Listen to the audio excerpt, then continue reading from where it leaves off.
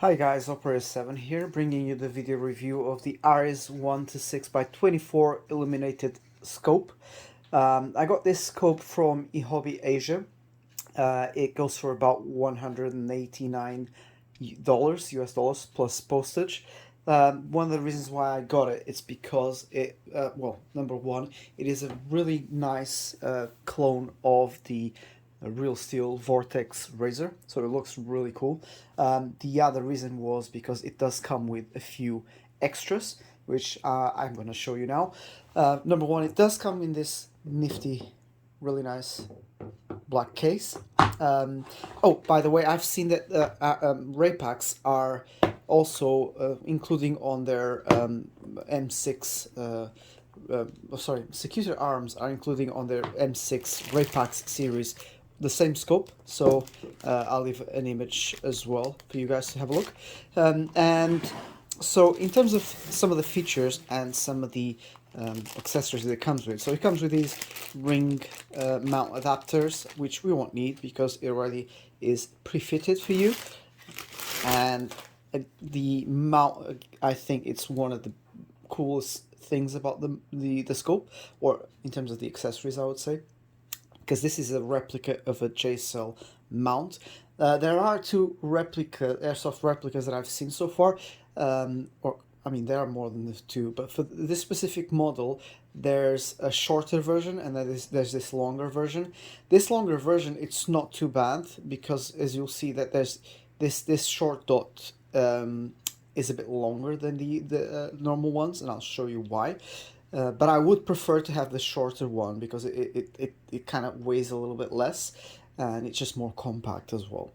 But this one's very cool. It does feature a level there, which is good. And there's not a lot of brand markings or any kind of markings. There's a G there, which is a telltale sign. There's these markings, but the rest of the JCell brand markings are just not there. There are some markings there as well, but that's about it. And it does look very good. It is super sturdy. The whole scope itself, not just the mount, is very well machined. Very good build construction. The color is just amazing, the bronze color, and it all matches really well. And it also pairs well with the mount. Other than the mount, it does come with these bog standard covers, which I mean, there's no real need to mention those because I think pretty much every airsoft scope comes with them. But one thing I would like to mention is the magnification adjusting lever, which is really good. I'm really happy they included this. When I'm playing games, I usually go from say 2 to 4 magnification.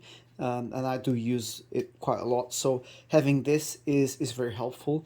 It just makes it a lot easier to transition between those magnification settings. So as you can see, this scope goes from 1 to 6, so 1 magnification being no magnification, and then all the way to 6. So really easy to action with the lever. You can also do it without the lever, so you don't need to install the lever if you don't want it. And then you have the focus ring here, and I'll talk to you a little bit more about the focus and the lens setup for this scope. What else have we got here? So there's some markings, as you can see, 1x6. There's another marking there. And then another benefit of this scope is definitely the the flash kill. So as you can see here, it does come with one. It is black and it's easily removable.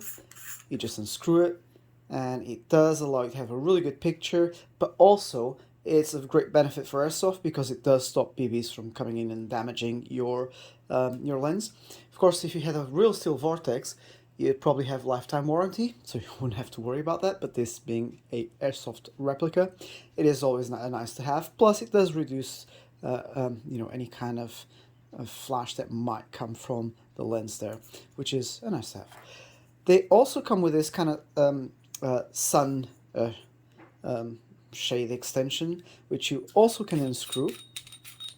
There you go. Really nice addition and very lightweight as well. So you're not adding a lot of weight to it.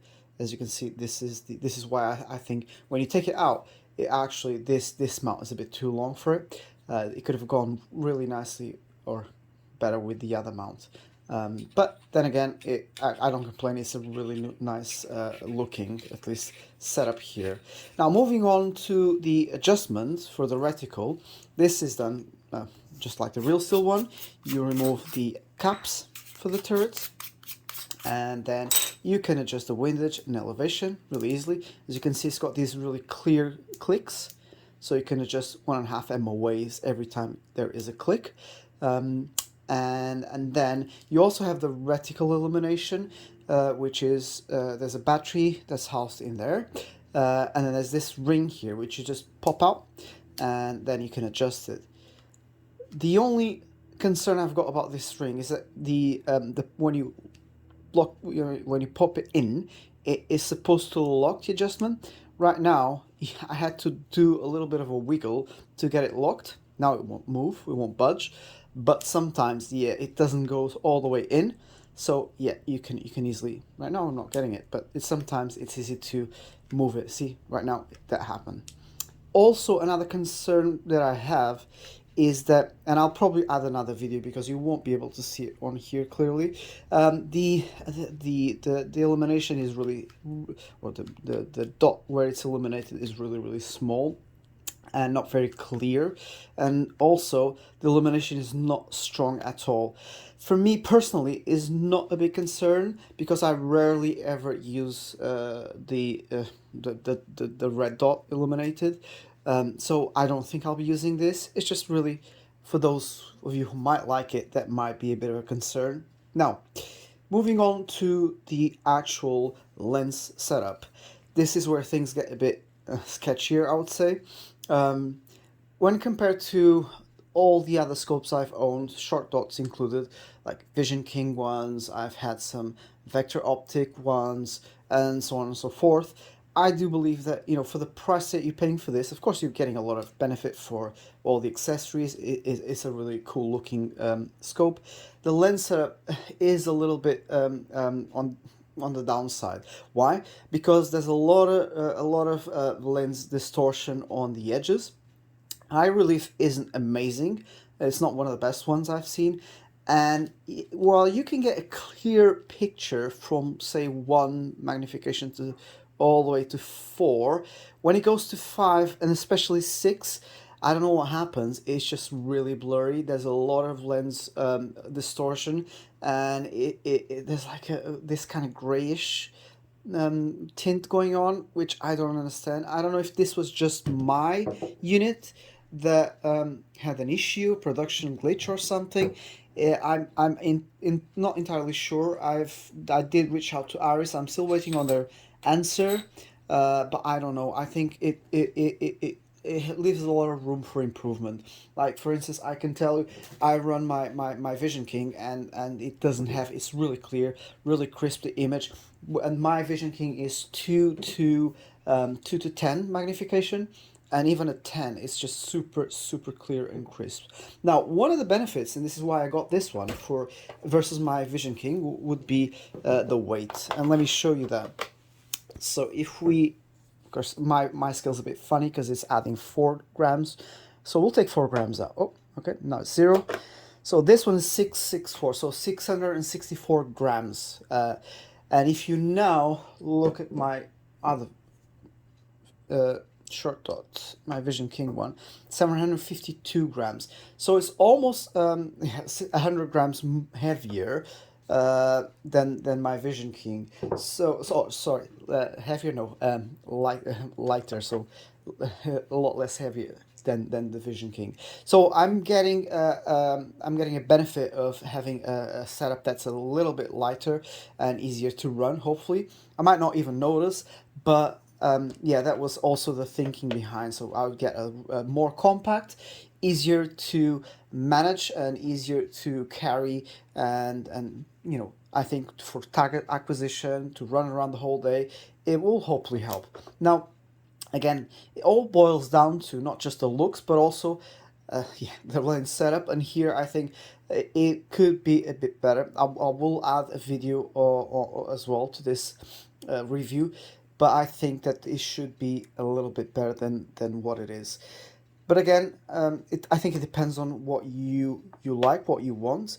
I do believe that you can get a better lens setup for a little bit less money. You probably won't be getting the whole setup and look and feel that you've got on this scope, but at least you know the main reason why you get a scope for airsoft, which is to actually have quick and clear target acquisition that won't suffer from it. Again, I think it depends on your personal choice. I think I'll be keeping both for a while, and I'll make a decision on which one I'm actually gonna run as my main scope. For now, I do like the look and feel of this one. I like also the weight balance and distribution on this one when I set it up on my DMR. So for now, I'm gonna keep this one, even though I do believe when I go from to six times magnification, I won't have the best picture. But then again, I probably don't do that often in airsoft. Thanks for watching, guys. If you have any questions, please leave any comments on this below. And thank you for watching. Operator 7 out.